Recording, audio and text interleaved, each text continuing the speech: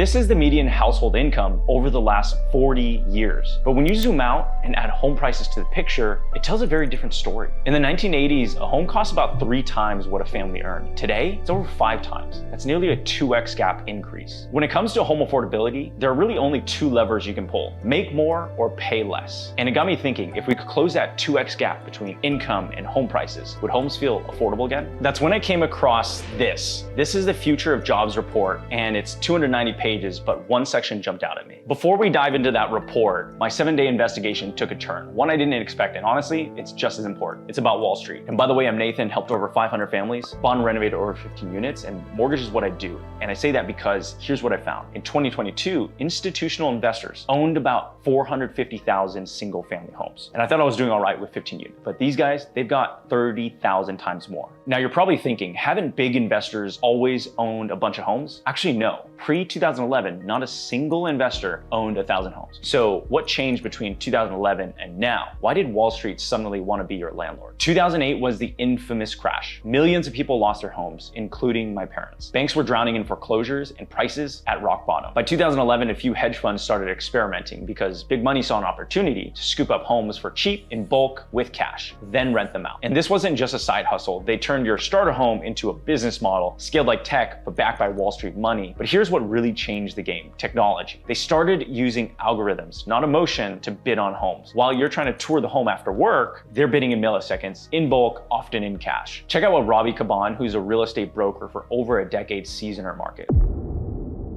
It's been catastrophic. Truly, the pool of homes available has been so diminished that, in essence, normal people who have just general lending on limited funds are priced out, and they're forced into rentals. And because those same companies control the rentals, there are very little options. When a cash buyer can come in, like the corporate buyers, and buy within 5 days, no appraisal, virtually no inspection, as is, how can a person who needs 30 days or more, needs an inspection, needs a due diligence period, needs an appraisal for the bank, it's required, compete with that? They can't.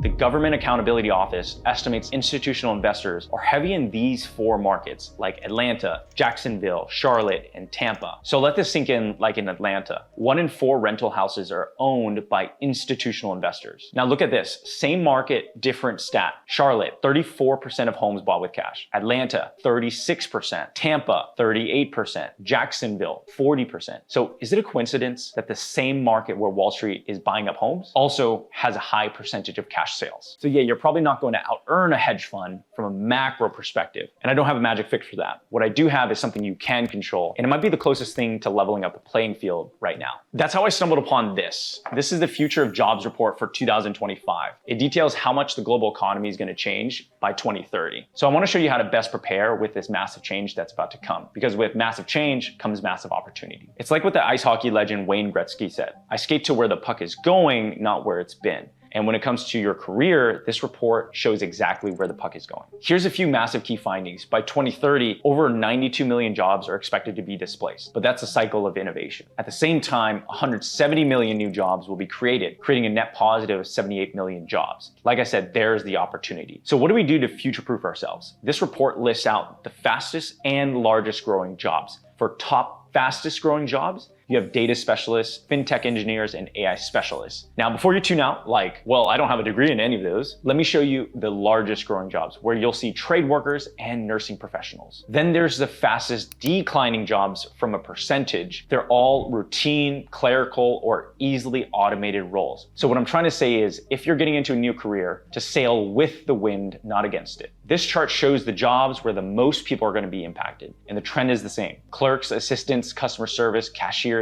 jobs built on routine, repetition, and predictability. Why does that matter? Because in a capitalist economy, you're usually paid in proportion to the problems you can solve. If you have the right skills for the right problem, the money follows. So the name of the game is upskill. These are the top 10 fastest growing skills by 2030. And here's what I noticed. The top skills of 2030 aren't about memorizing facts. They're about thinking critically, adapting fast, and using tech to solve real problems. And this is important because 59% of you will need to upskill by 2030. Now, the report is over 290 pages long, and it goes into very great detail. But the major theme is we're going to see extraordinary change. But here's the good news. One thing that can never be taken away from you is your ability to learn. I mean, that's why I called my company LURN Lending. I believe education is an asset that can never be taken away from you, and it continues to compound over time. So I encourage you to be intentional with upskilling. Because you're watching this far, this report actually has a top 20 skills list. Use it like a compass because this is how you out-earn the housing market. Remember in 1980, homes cost about 3 times what families earned. Today it's 5 times. The last thing I want is for it to be 7 times 10 years from now. As always, I try to put everything into making the best videos in the educational mortgage space.